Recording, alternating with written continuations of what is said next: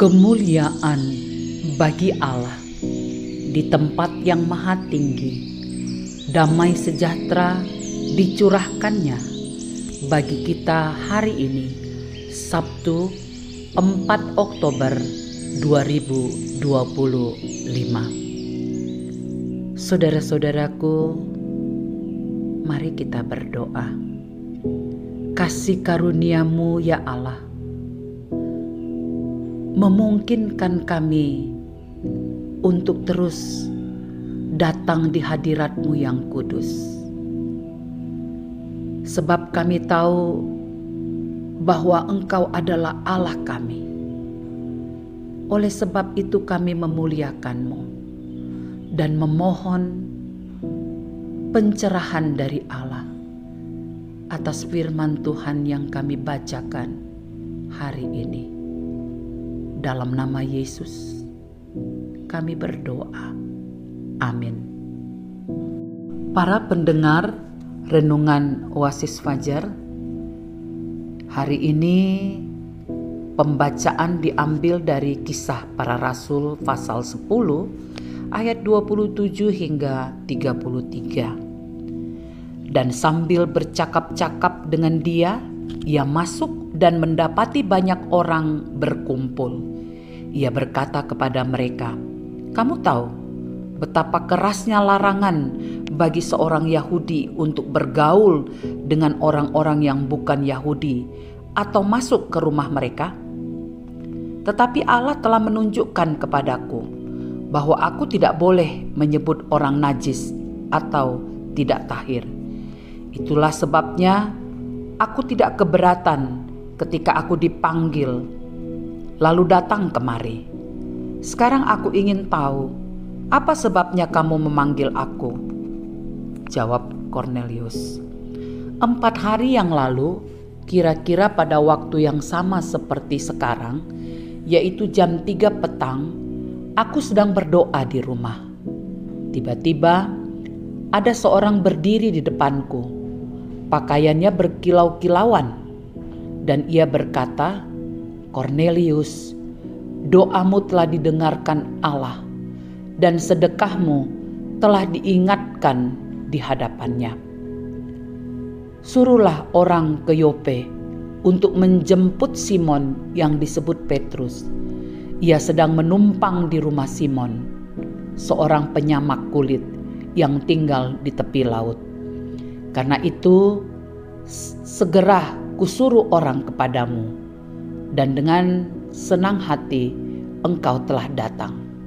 Sekarang kami semua sudah hadir di sini di hadapan Allah untuk mendengarkan apa yang ditugaskan Allah kepadamu." Para pendengar Renungan Oasis Fajar, judul renungan hari ini, kasih Tuhan yang melampaui batas. Ayat 30 sebagai penekanan. Jawab Kornelius, 4 hari yang lalu kira-kira pada waktu yang sama seperti sekarang, yaitu jam 3 petang, aku sedang berdoa di rumah. Tiba-tiba ada seorang berdiri di depanku, pakaiannya berkilau-kilauan. Kornelius adalah seorang perwira Italia yang berpengaruh. Ia pemimpin pasukan Italia. Dari sisi keagamaan, ia disebut orang saleh. Seisi rumahnya hidup takut akan Allah. Ia suka memberi sedekah kepada orang-orang Yahudi yang miskin, serta suka berdoa kepada Allah. Pada bagian lain, Petrus adalah seorang Yahudi yang tidak boleh bergaul dengan orang non-Yahudi, dan bahkan tidak boleh masuk ke rumah orang non-Yahudi.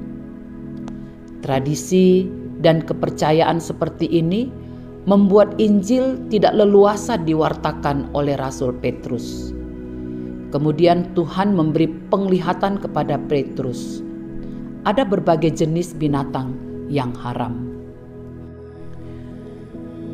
Petrus menolak untuk makan, tetapi Tuhan katakan, Apa yang dinyatakan halal oleh Allah tidak boleh engkau nyatakan haram. Arti dari penglihatan itu adalah Allah ingin Injil itu diberitakan melampaui batas-batas wilayah dan menjangkau semua orang, termasuk Kornelius bersama keluarganya. Akhirnya Petrus mengerti arti penglihatan tersebut dan mau memberitakan Injil Kristus kepada Kornelius dan orang-orang non-Yahudi lainnya. Injil itu kabar baik tentang Yesus yang mengasihi umat manusia, yang mati untuk menebus dosa semua orang. Yesus yang bangkit untuk menyatakan kemenangan atas kuasa maut, sehingga setiap orang yang percaya kepadanya akan diselamatkan. Sampaikan hal itu kepada semua orang. Penegasannya, kasih Allah untuk semua orang. Ia tidak membeda-bedakan orang. Kasih-Nya tetap sama. Para pendengar renungan Oasis Fajar, mari kita mengambil waktu berdoa. Bapa Sorgawi, terima kasih karena Engkau mengasihi semua orang tanpa melihat latar belakang hidup kami. Ajar kami juga untuk mengasihi sesama tanpa pandang bulu. Di dalam nama Yesus, amin. Para pendengar renungan Oasis Fajar, inilah renungan kita hari ini, bahwa Allah tidak membeda-bedakan siapapun yang mau datang kepadanya. Tuhan memberkati kita. Amin.